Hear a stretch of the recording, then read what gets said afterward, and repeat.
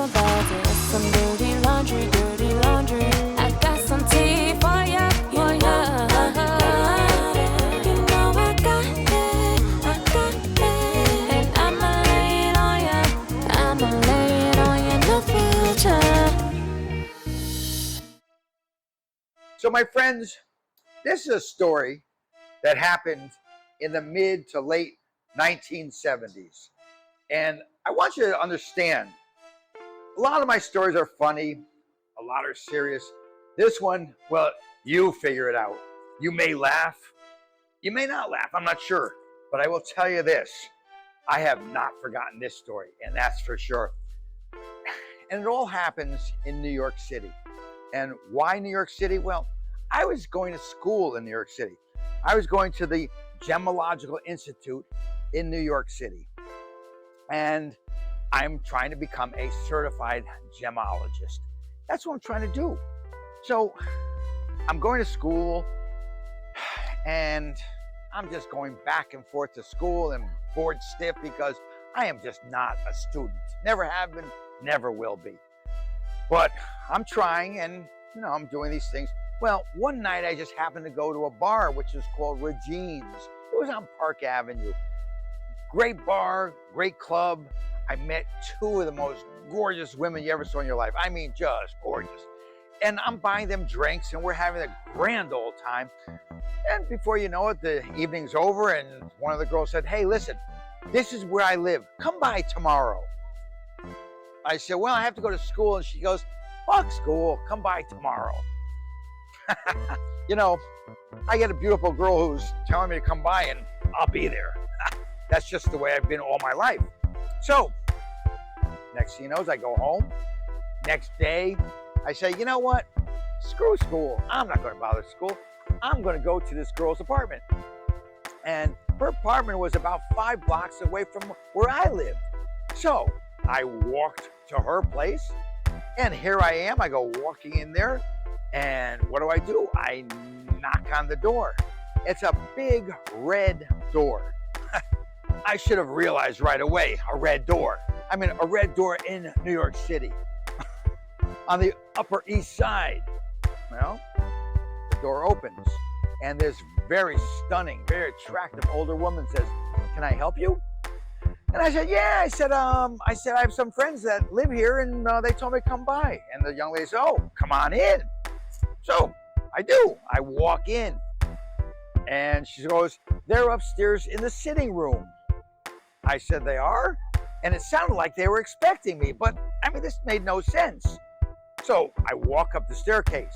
And when I tell you, it's one of those staircases that, well, probably from the 1800s, just immaculate. And with the carpeting on the staircase, it was just lovely.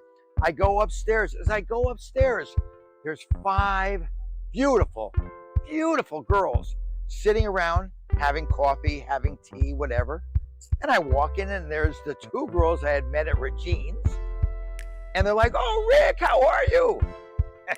And what a great entrance. I'm sitting there and I'm saying to myself, I died and went to heaven. Look at this. 5 of the most gorgeous girls I've ever seen in my life. And I'm saying to myself, oh, I'm never going back to school. I'm going to stay here for the rest of my life. This is great. This is just unheard of. I go over and I kiss one on the cheek. The other one comes over, kisses me. And I'm like, you can't beat this. Now I'm like, is this going to be a love fest? I don't know what's going on. I have no idea. Oh, I'm saying to myself, I am in heaven. Well, next you know is we're starting to talk. We're talking this, talking that. Well, I come to find out, which I didn't know, this is a whorehouse. You heard me. I had no idea. I mean, I really had absolutely no idea whatsoever. And I'm like, when I find this out, my mouth drops open. I said, you guys are hookers? And they looked at me and said, you didn't realize this? How am I supposed to realize it? Well, I start laughing about it. They're laughing. Now we've become best of friends with me and the 5 girls. And we're talking about this and talking about that and about my laughs, the end of my career as being a student in college. And now here I am becoming a gemologist. And we're talking and talking, having the time of our lives. Well, again, as I say, I don't even know what's going on here. All of a sudden, out of nowhere, there's banging on the doors, etc., etc., etc. So before you know, I mean, these guys are running up the stairs, and I don't know, they've got New York tail across their chest, and they have the hard hats on.